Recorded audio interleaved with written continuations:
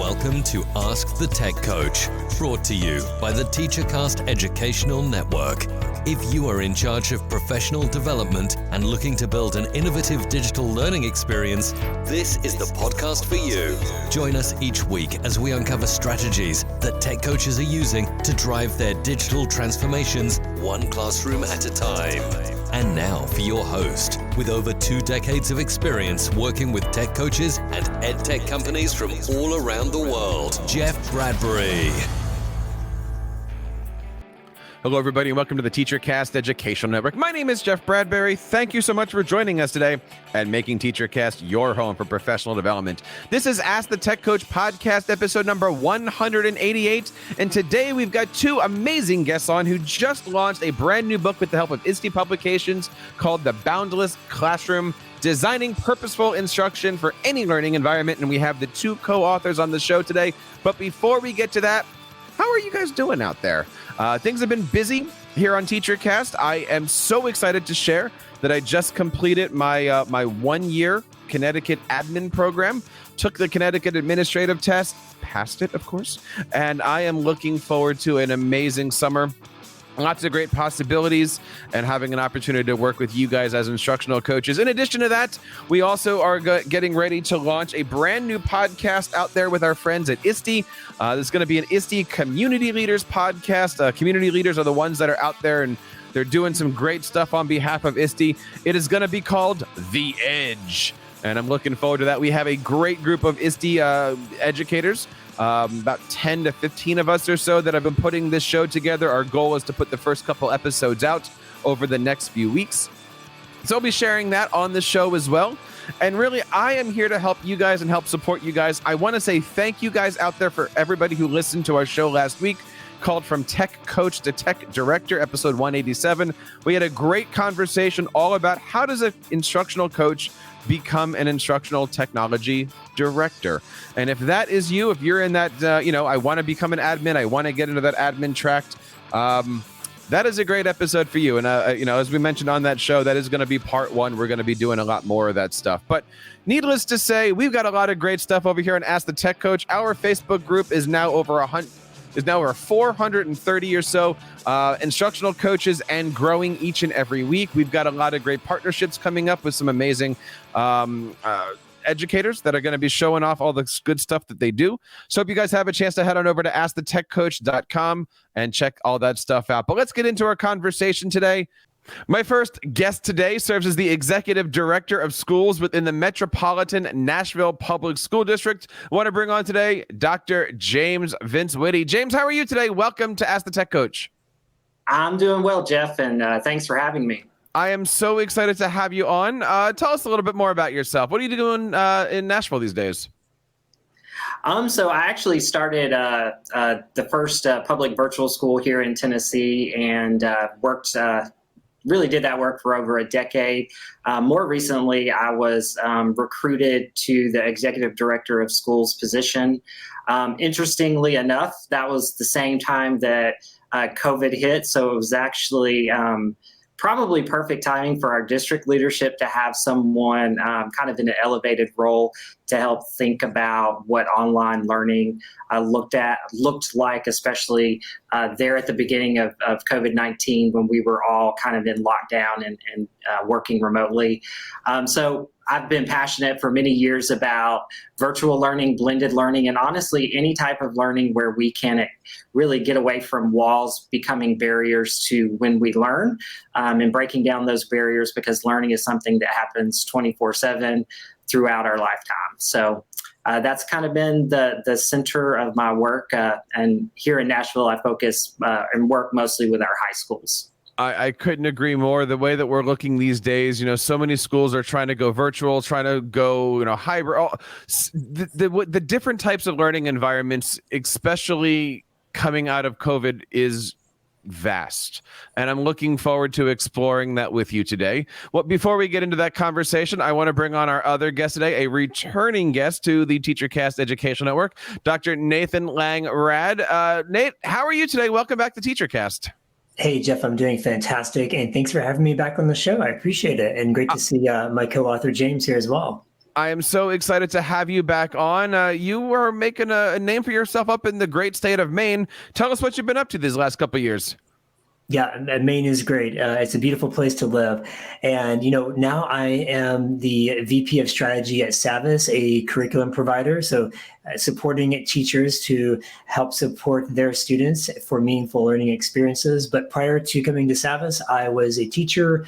I've been a principal and been a curriculum director. Matter of fact, I did work together with James in Metro Nashville. So that was a great opportunity for us to collaborate. We also worked together. We co-collaborated around a course, a virtual college course together. And that was a lot of fun.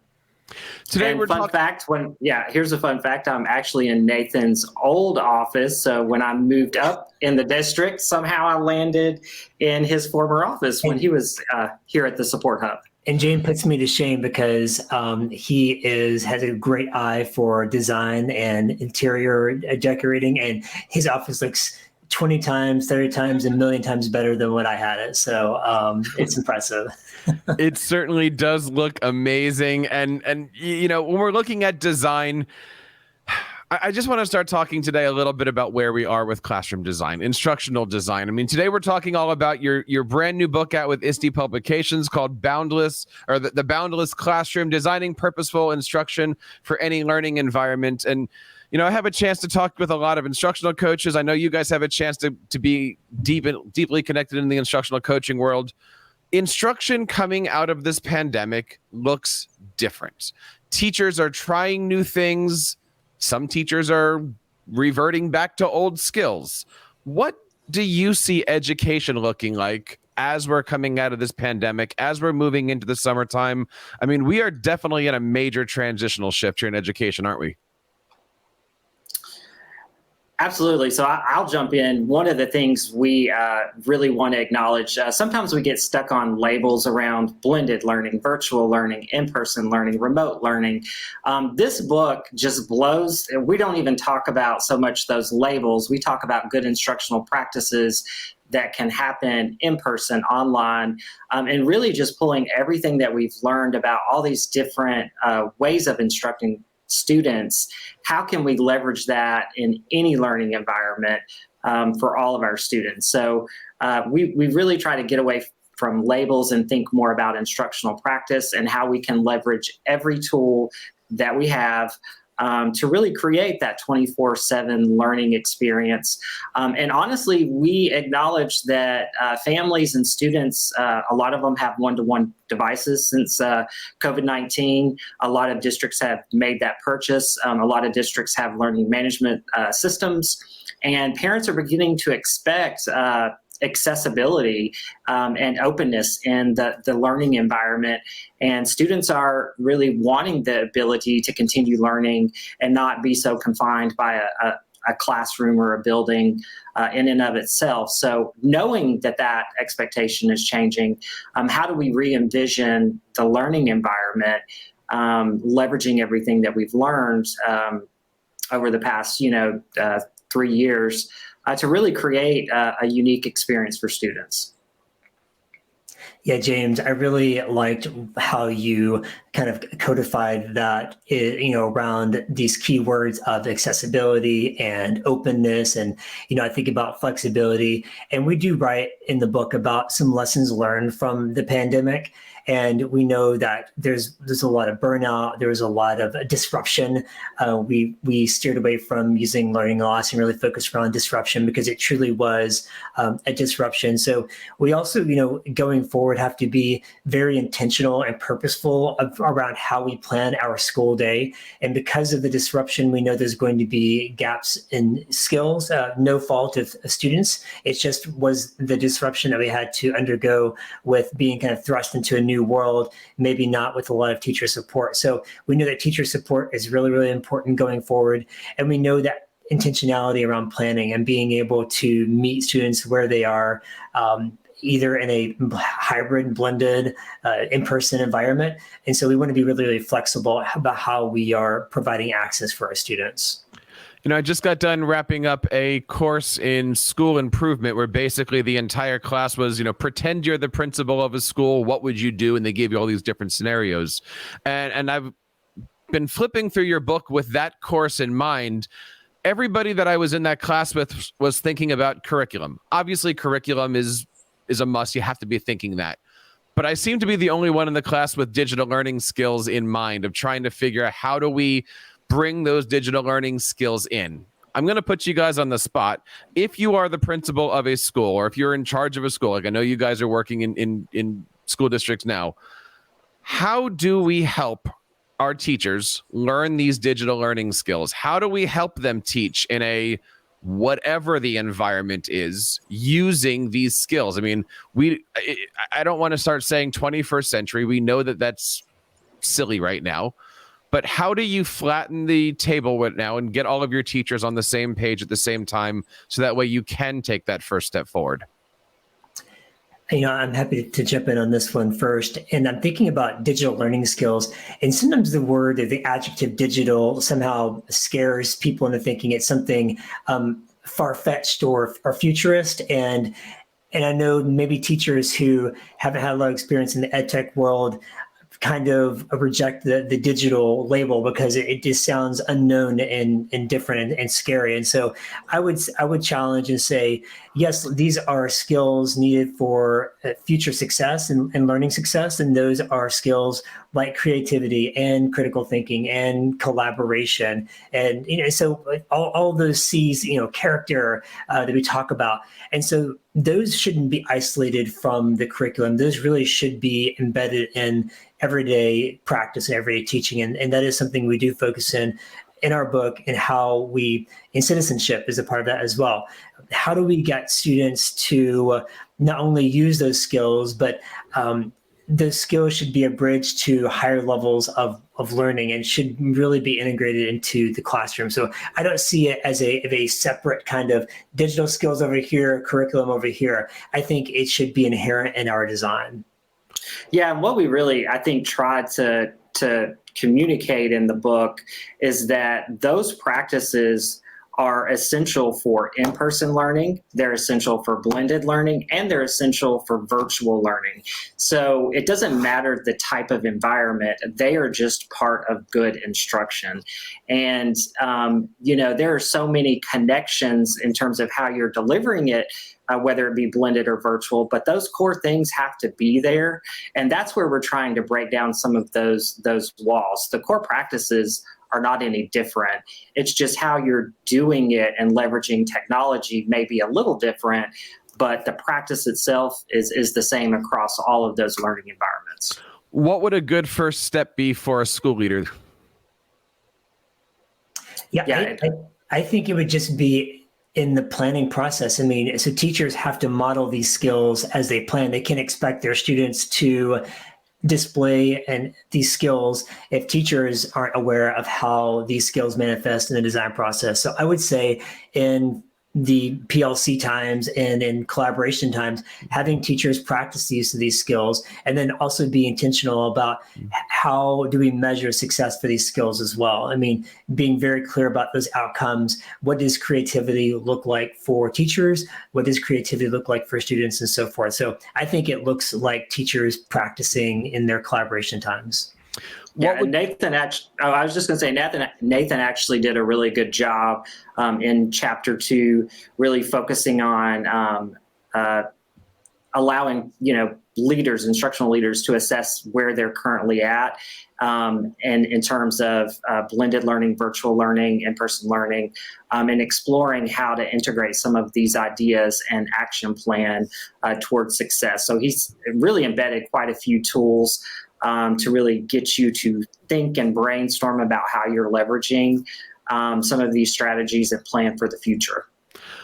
Where do you see the instructional coach coming into this conversation? Everywhere. How so?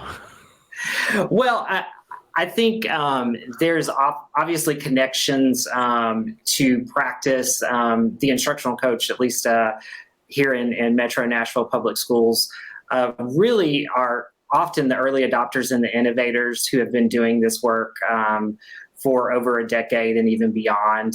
And I think it's always really important to, leverage those people that are in the field doing the work daily that can connect real examples of implementation and practice and really spell that out for teachers. So I think they have to be a partner at the table. As an instructional leader, as a principal, you may have that vision, but you want those early adopters that have been doing this work at the table to help plan, design, implement, and really grow this practice with your teachers. Yeah, and I would add, that's a great answer, James. I would add that coaches partner alongside of teachers around very intrinsic goals that teachers have. It's not a coach's job to say, here is the goals we're going to work on. It's how can I support you in a way where you feel like you're being the most effective teacher? So if it's around these skills, then it's setting goals early on around how we're going to reach those goals. If it's modeling very specific skills in the classroom, it's incorporating that into the coaching cycles.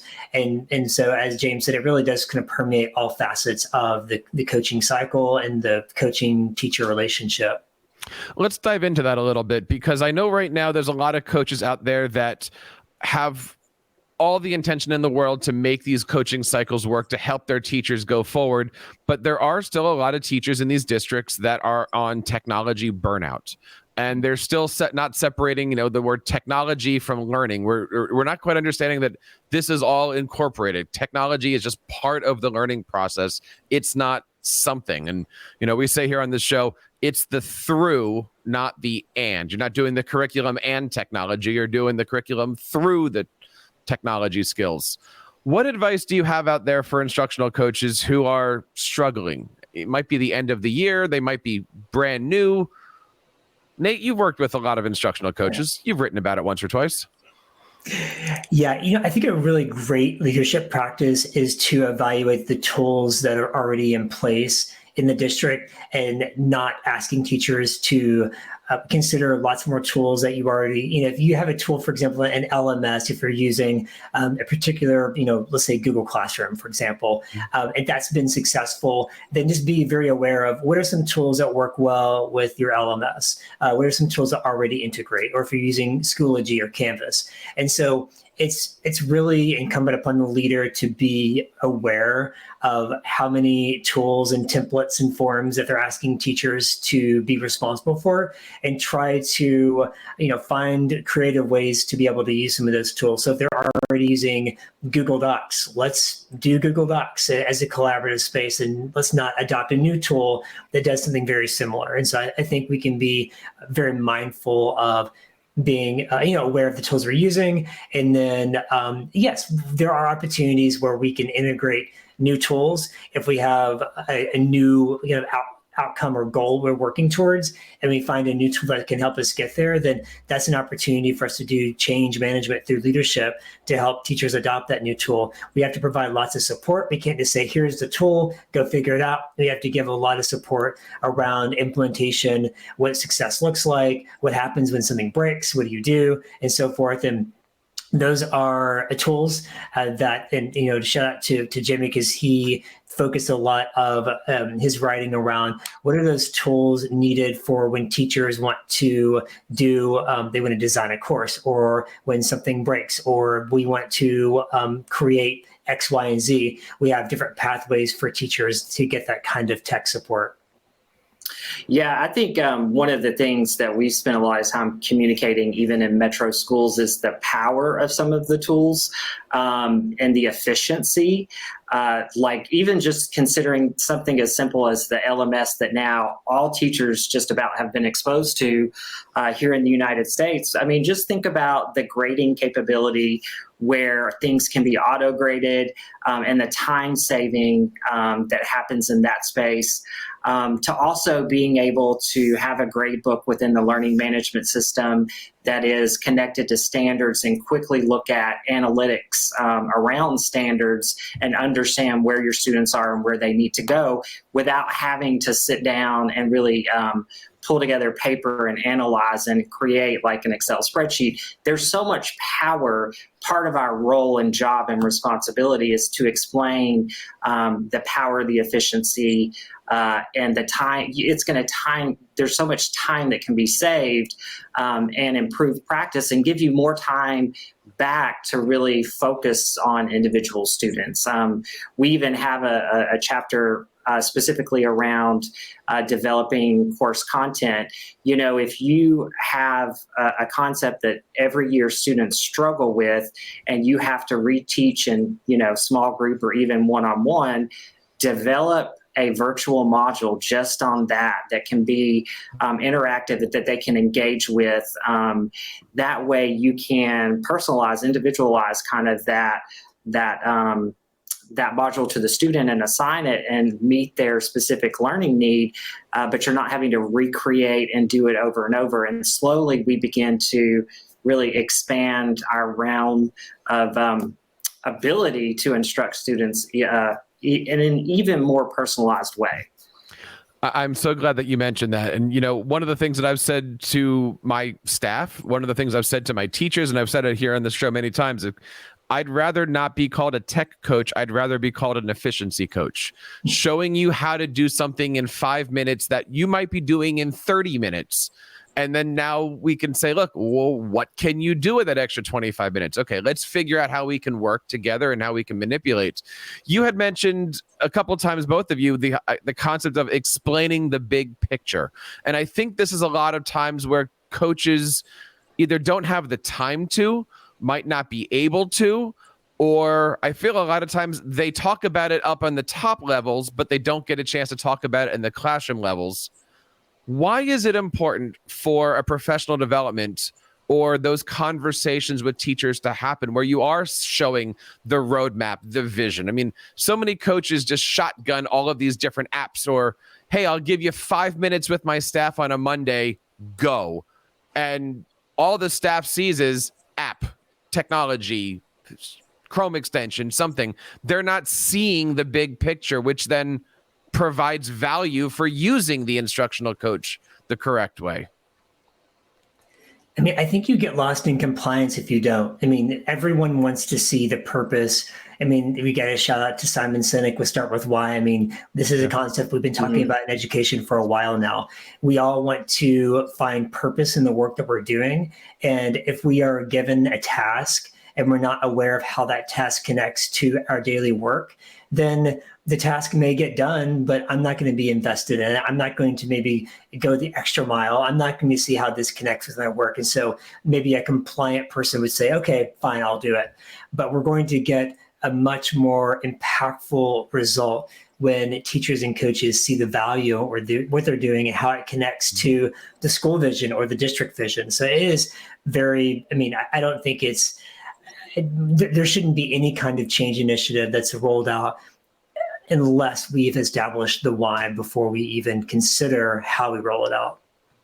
Yeah, I would just echo what Nathan said. We've been doing some professional learning kind of redesign work in Metro schools, and we have embedded in at the beginning of every professional learning event the why. You have to always start with the why and be very intentional, specific about why we are going down this path, why this is the focus, and how this supports student instruction and professional practice.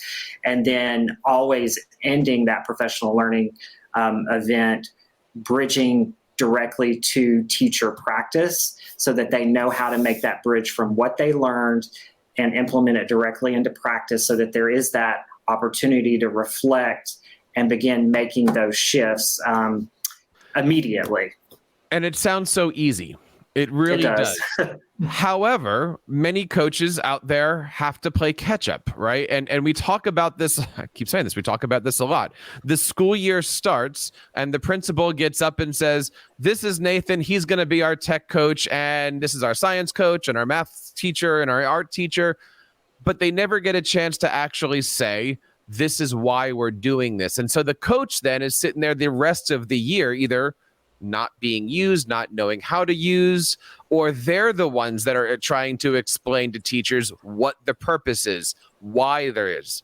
And for all the coaches that are listening that are right now, even in April and May, trying to explain teacher by teacher by teacher why they're here, how can those teachers have those conversations with their leaders and say, look, you got to explain to your staff why? It's hard for me as the coach to do this.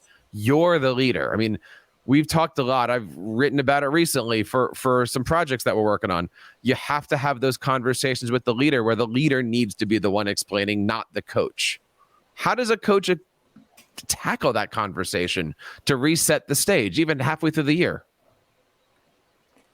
I think the onus is on the leader, Jeff. I mean, the leader, a teacher shouldn't feel like they have to own that responsibility. The building principal, that is a leadership responsibility. They have to not only create the vision, but be able to effectively enlist followers in the vision and create that buy-in. And so I believe that the onus sits squarely on the leader. I do think the instructional coach has the opportunity, because of the unique relationship that the coach has, to be able to provide kind of a pulse check and maybe some information on the culture to the principal and saying, hey, I think there's some clarity that needs to be established here. Can we provide additional clarity for teachers about why we are undertaking this initiative? What outcomes do we have? What do we hope to achieve here? And I think that is an opportunity to re-clarify.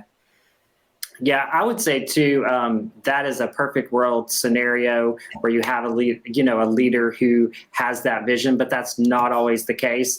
One of the things that I've always been inspired by is Malcolm Gladwell's book, The Tipping Point. So if you're in that crazy situation where you've not quite gotten adoption yet, I would say work with some of your innovative teachers closely and work to expand your realm of influence by building upon successes with that core team and leveraging them as your advocates and also people to help grow that practice and really slowly bring in teachers who are interested in learning some of those skills and integrating that directly into their classroom so that you get to that tipping point where people are coming directly to you saying, I want to know what's happening in Miss Wilson's classroom. I see that she is leveraging what are the new cameras that kind of follow you around? We're using them here in Metro, but basically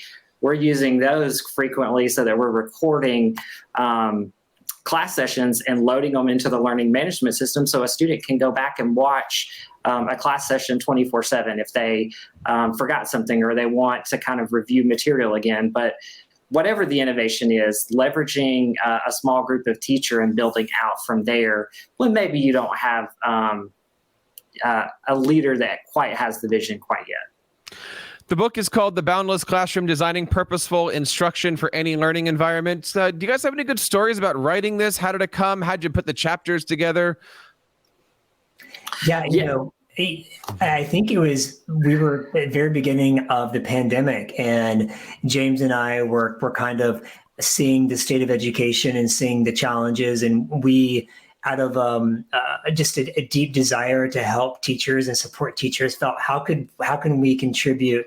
And based on the experiences, our past experiences, and also what we're currently going through, how can we best support teachers? So it really was out of a necessity and need to feel like we could do all. It was our part in supporting teachers. Anything to add, James? Oh, I was going to be so much less professional than you and just say. So basically, I dove into one of Nathan's other book, Everyday Instructional Coaching, and just absorbed that book like crazy. I thought it was wonderful. And I actually use that in how I coach executive leaders here. And I connected with him about doing some PD. And I was like, you wrote a book. That's really cool. I would love to write a book too. And we just kind of laughed about it and it started. So it was just, the timing was perfect. And it was, the content is so needed. It was so relevant at that point and both kind of passions of ours. And it just happened organically. One of the chapters that's in here, and I'm glad it's in here, this is something that's been a passion of mine for the last couple of years, is digital citizenship. Why did this need to be included in here? And do you have any good suggestions for school districts out there that are trying to figure out how do you include digital citizenship into not just the digital curriculum, but really into any part of the learning curriculum? Jeff, digital citizenship has really evolved over time. Before it came on the scene as more of a tell students how to, don't do all these things on the internet. It was more of a deficit model. Here's all the things that you don't do.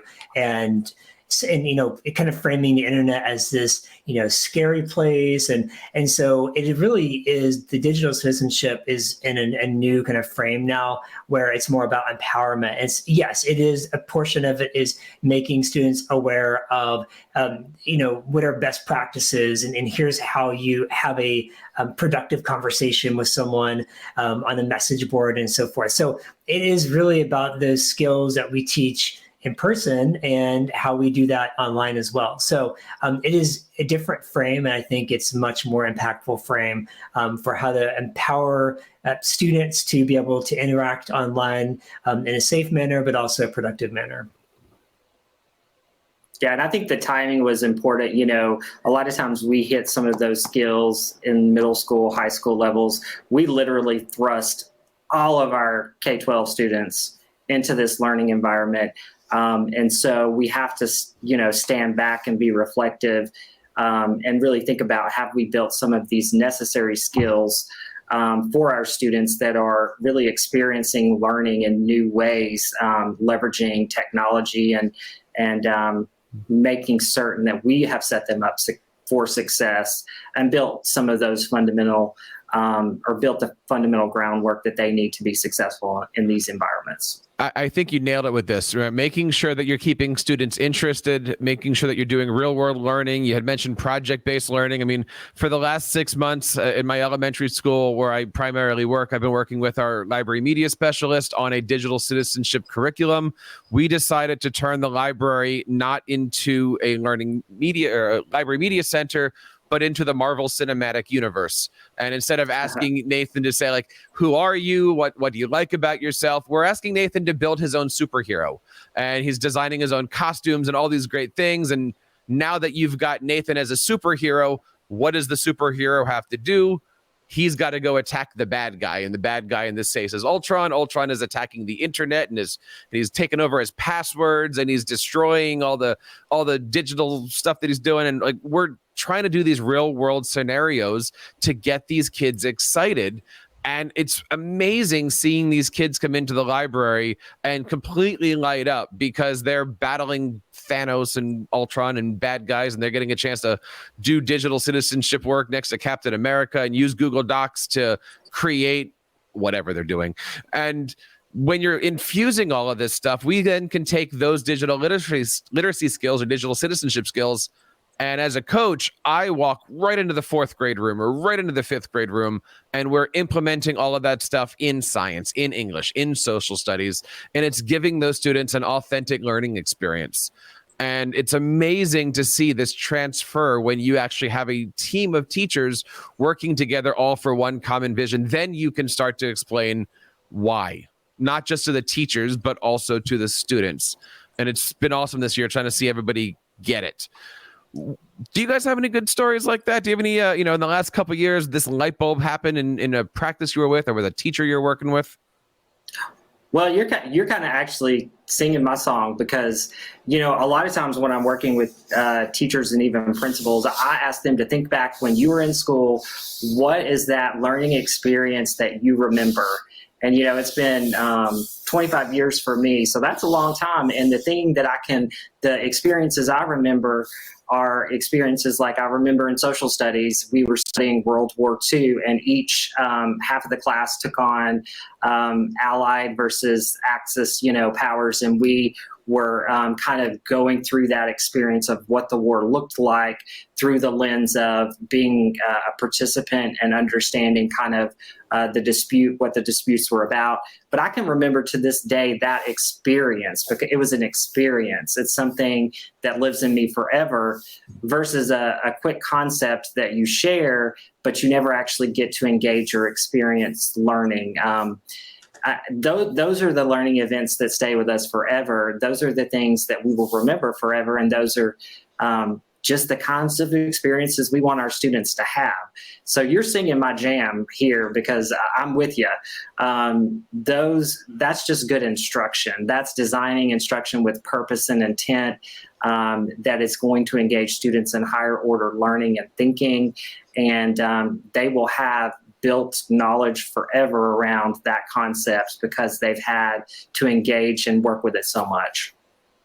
Yeah, it really is echoing James. It's what learning is all about. I mean, I'll provide another example. I've seen a project where students it's a math focused project and they use the tool Kiva, and Kiva is a wonderful connective kind of, it's a website where people basically get crowdfunding for like microloans. And so it could be a family or a student in another country, and they want to maybe design fashion, or they have a desire to help farming, and they want to get a patent for a new tool. So they're asking for a microloan. And so students can actually give, $25 towards a loan. But in the process, they are using technology like Google Meet or Zoom to connect with other cultures, if students across, the pond, and they are able to learn about their culture, and they're able to learn about why they are pursuing this particular passion. So they learn about money, they learn about loans, they learn about economy, culture. It's such a great kind of melding of the different disciplines, and it's all connected to content standards. They are learning rates and decimals and fractions all at the same time. And so that really is the authentic learning experience. It's what school should be about. I absolutely agree. And it's been great seeing all these kids light up. And it's even more important seeing these teachers light up too. I mean, seeing teachers over the last couple of years put their heads down, trying to figure out hybrid, virtual, whatever. Now, as a coach, we're getting a chance to work hand in hand, one-on-one with these teachers in their classrooms and seeing the smiles, both on the students' faces and on the teachers' faces. It's pretty awesome. And I'm looking forward to the summertime, and I'm looking forward to seeing what's happening. Nate, what are you looking forward to as we move into the summertime and through next year? What do you got going on in front of you? Well, I mean, as far as teachers go, I hope teachers use the summertime to reflect and recharge and, get some rest. I also hope that they are able to find some professional learning that's really meaningful and relevant to them. They have some choice in that. And, my compass always is towards supporting teachers so they can help design learning experiences to best meet the needs of students. So that is my personal mission. And so every project that I engage in, I return to kind of that purpose. And so that's what I'm going to continue to do. Nice. James, how about yourself? What's in front of you? And do you see yourself talking to Nate one day and saying, how do you write a second book? I already did that. And he turned me down. So I'm just kidding. Nate is very busy right now. So he's got a busy schedule. Right now, my focus is really on growing instructional leaders, our principals here in Metropolitan Nashville Public Schools. We've got some great professional learning happening this summer. We're really excited. And a lot of the same kind of issues and challenges, as well as support that we need to offer, we've discussed here today, and we're really excited to deliver some of those opportunities and experiences for our principal leaders here. Nice.